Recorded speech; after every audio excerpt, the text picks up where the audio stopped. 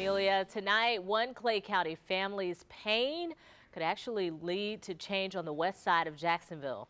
On your side, Zach Wilcox sat down with the brother of 17-year-old David Mustafa, who died in a car crash last week. His family wants a traffic light installed at Argyle Forest Boulevard. They say it's to prevent another family from experiencing their same pain.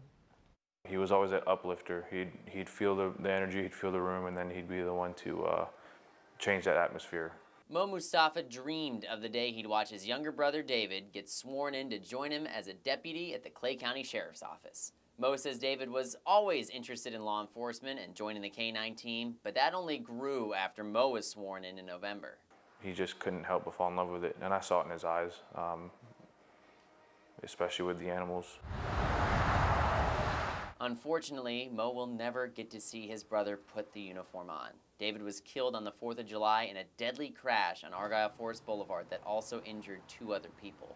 Mo says David stuck out his arm to protect his girlfriend in the passenger seat at the last second. She was out of the hospital by the next morning. The way that he had left has not only made me so proud of who he is and who he was trying to become, but showed me just how much he was willing to do that anytime for anyone. Mo's hoping that was the first of many lives David will save, even after his death. David was the 3rd person to die at the intersection in less than 4 months.